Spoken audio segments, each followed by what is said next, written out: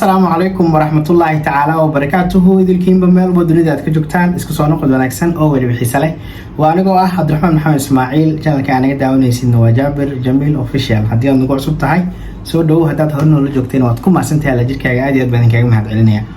waa tahay muuqaalkeena maanta hadduu aabeedmo insha Allah tacaala wuxuu ku saabsan yahay nin la yiraahdo Baba J oo kamid ah YouTuberada Soomaaliyeed iyo gabar wiil la yiraahdo oo labadooduba ay maxaa la yiraahdaa fiidiyooyo ah hawada ay isku dhaafsadeen. Arintaas iyada ah ayaan rabaa inaan wax ka dhaho. Marka koowaad labadoodana waxaan rabaa si kala gooni inaan ula hadlo arin meesha ku jiro oo Soomaalida inta badan ee dadka daawadayaasha ah aysan ogeyn. waan rabaa inaan arin ayagan ugu daro duu Ilaahay yiraahdo. inta barnaamijka aan guda galin waxaan ka codsanayaa haddii ay tahay markii kugu horeysay channelka inaad subscribe saarto, haddii aad nala joogtay hore nala joogtay waad ku maasantahay la jirkaaga inaad noo share gareyso oo like na aad noo saarto insha Allah tacaala. inta ayaan ka codsanayaa. waa tahay haddii aan u guda galo barnaamijka aan rabo inaan maanta ka hadlo waxay tahay shalayto ayaa wuxuu soo duubay Baba J video uu kula hadlayo uu ku canaananayo gabar walaashiis ah marna saaxiibo ay ahaayeen oo ay ka wada dhaxaysay wada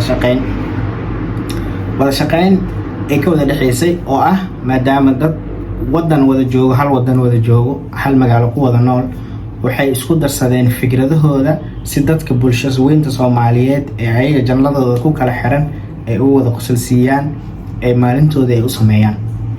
maanta laakiin way ka duwan tahay arintii. waxay kala maraysaa labada qof bay dhifayse kala galaan kala dhaartaan. anigana mar dambe adiga kuma agmaan doono, adigana mar dambe maxaa leedahay ma agmaan doonto inta yiraahdo oo qof walba qofka kale uu ka dhaartay maraysaa. waa tahay marka hore waxaan ku hormarayaa Baba J, marka xigtana waxaan la hadlayaa gabadha. qodobkayga aniga oo fikirkayga ahna gabadha ayaan u dhiganayaa. waa tahay marka koowaad Baba J horta waxaan leeyahay koleeto bini aadan ayaa tahay. bini aadankan waa kan qaldamo mar walba. ilaahay baan khaldamay subxaanahu wa ta'ala. qaladkaaga adiga hadda aad khaldantay waxa waaye gabar walaasha ahayd shalayto aad waxooda duubayseen wada shaqeyn idinka dhaxaysay isbiirsasho idinka dhaxaysay ayaa maanta intaad u soo fariisatay iyada oo welibana ku jirto marxalad iyada oo dhibana ay ku jirto oo maanta iyada channelkeedii dadkii ku xirnaa ee badnaa ay maxaa la yiraahdaa subscribe-ka kala laabteen, haddii TikTok ahaan lahaydna followgii kala laabteen, oo iyada maanta victim ay tahay ayaad waxaad ugu dartay inaad adiga sii canaanato oo aad kabaha la dul marto. Baba J sababtaan ugu hormaray horta waxaan idinkaga sheegayaa Baba J hal xaafad ayaan wada degnayn, xaafadda Buluxube la yiraahdo ayaan wada degnayn. ninkii i yaqaano ama ninkii Buluxube yaqaano Baba J halkaas ayuu degnaa. markaas aysan jirin wax la yiraahdo YouTube maxaa la yiraahdaa ayaan garanayay, ayaan isku xaafad ahayn. qof maanta live u arkay oo live u aqaanana asaga waaye oo Baba J ah. gabadhan kale social mediahaas ayaan ku bartay. weliba aniga runtii asaga wuxuu sheeganaya inuu asaga soo cansaaray haddii ay jirto. laakiin aniga markii ugu horeysay arkaya gabadha waxaan ku arkay channelka Shaadi Sharaf ayuu ahaa. marka waxaad qaladkaas ku gashay waxay tahay horta qofka waa qof dumar ah number 1. number 2 waa qof maanta xilligan la taagan yahay victim ah oo dadkii subscribe-ka u ahaa ama dadkii iyada ku xirnaa channelkeedii ay ka furteen ay ka baxsadeen ee aan subscribe iska dhaheen, kuwa TikTok followerska u ahaa unfollow iska dhaheen. yacni waa qof marxalada adag runtii wajahaysa waay. adiga waxaad ahayd saaxiib ayaad u ahayd, walaal ayaad u ahayd, sidaa sheegtay garab ayaad siisay. okay, garab waa laysa siiyaa. YouTube-kan qof kastoo kusoo biiraya garab ayuu u baahan yahay, cid ku taqaano ma lahan. waa inaa heshaa someone garbaha ku qabto oo ku istaajiyo. xitaa haddii aad adiga maxaa la yiraahdaa aysan qofkaas uusan kusii wadwadin, at least qof garbaha ku qabto oo talentiga dadka tusiyo waxaad tahay qofka tusiyo waa loo baahan yahay. qof walbo YouTuber ahna maanta darajada uu gaarsiisan yahay ilaa 1 iyo 2 maahan, inta kale waa wax ay dad soo garab qabteen. inta ayaga soo gaarsiiyay oo talentigoodii ayaga meelahooda wax ka sameyn jiray nasiibkooda uu u noqday oo fiidiyooda u qarxay wax fara ku tiris waay ma badnaan karaan. inta kale laakiin waxaan hubaal ah oo la hubaa in gacan qabad uu jiro oo qof un gacanta uu kusoo qabtay. Anyway, haddii aad soo gacan qabatay abaal ha kaa siiyo, laakiin maanta abaalkii aad gabadhaas u gashay haddii ilaahay ajir uu kaa siin lahaa iyo ama dadka hadday ajirka abaal kaaga hayn lahaayeen, maanta adaad duugay oo aasay because of waxaad sheegatay abaalkii aad u gashay.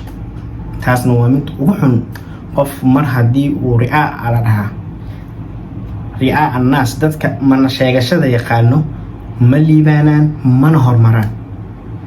iyada maanta magac way yeelatay, qof horumare way noqotay, laakiin at the same time haddana waxaa loo baahan yahay haddii ay xurguf xataa idinka dhex jirto labadiina dhexdiina inaad adinka si gooni u xalisaan. haddaad xalin weysaanna in aad adiga noqoto qofka cafiye iyada, maadaama dumar ay tahay. kaba soo tag maanta waxaa tir videogaaga waa daawaday, waxaa ku jirtay erayo ah inaan idiin sheego waa rabay maalmahan oo dhan, laakiin maantaan ka hadlaya aniga iyada arrinta naga dhexeyso iyo waxa ay tahay. maalin kaleeto oo ay mudan tahay ayaa jirto. maanta iyadaa victim oo dhibana ah, ani ma aqaano wallaahi inaan aqoonin gabadha, laakiin adigan ku aqaanaa oo life ku arkay. laakiin qofka aniga meeshaan ka hadlaya waxa waaye bini-aadantinimada. iyada maanta iyadaa victim oo dhibana ah, maadaama ay dhibana ay tahay shalaytan saaxiibkeeda ahayd oo aad soo gacan qabatay. maanta waa inaad maxaa la yiraahdaa garab siisaa oo at least aad tiraahdaa wixii aan isku hayno anaga isku hayno private ay inoo yihiin, laakiin bulsho gabadha qalad uu ka dhici karaa, hal iska cafiyo.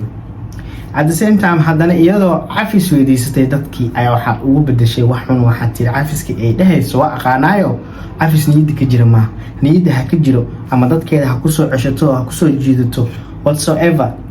cafis unbay weydiisatay iyada soo maha. so marka anyway kuma fogaanayo arrinkaas iyada ah. waxaan adiga intaas sidaas dheer kula hadlaayeen baabajeeyo waa aqoon adiga aan ku leeyahay oo aqoon dheeraad oo buuxdo aan ku lahayn, laakiin qof face to face aan u arkay inaa adiga tahay. intaas unba usoo hadlay.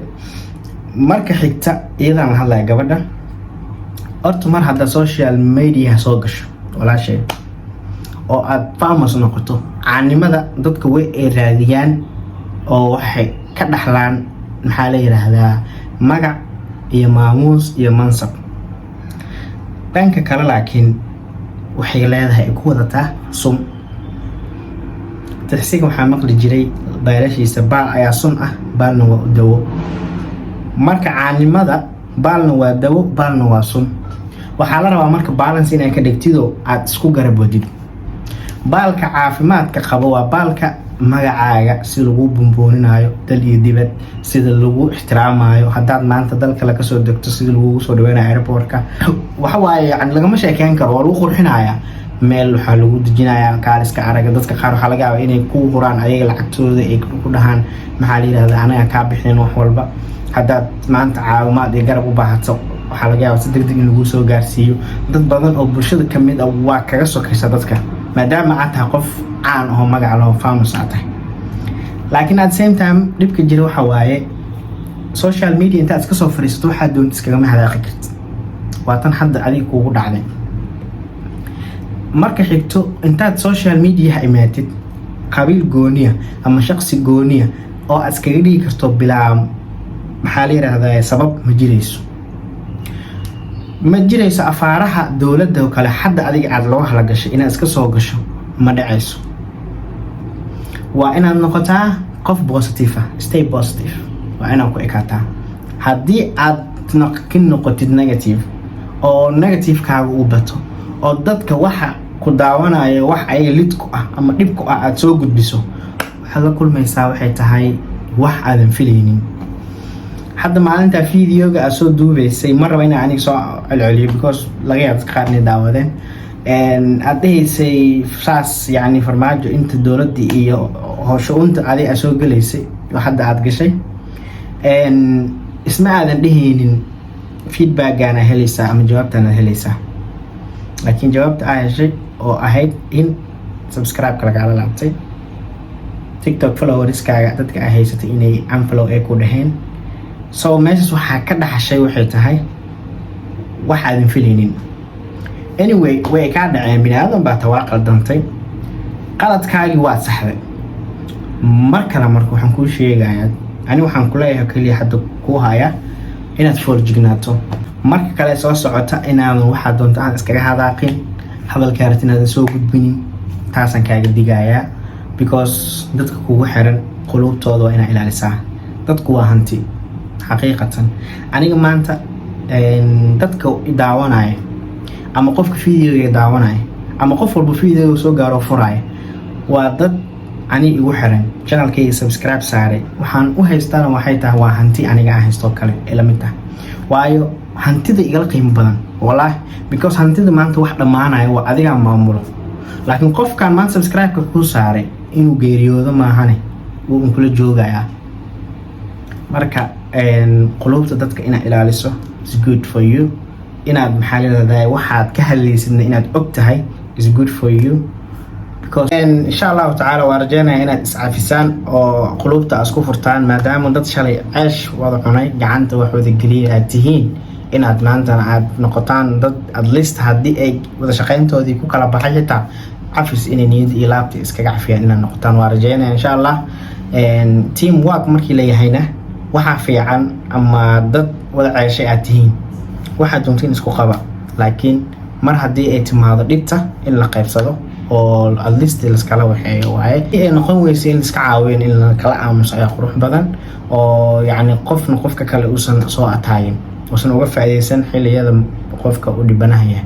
anyway insha Allah ta'ala mid kalena waxa idin sheegaya qofka hadii uu haysto qof wax u sheegayo wallahi so lucky because qof nasiib badan ayaa hela qof ku dhahmaanta waxan waa qalad ka joog waxan waa ku fiican yihiin raac qofka ku dhahaay ee talada ku siinayo qof aad kuugu wanaagsan waay waana qofka nasiib kale kaliya wadada kaliya lagu garto wax kale lagu garto waay.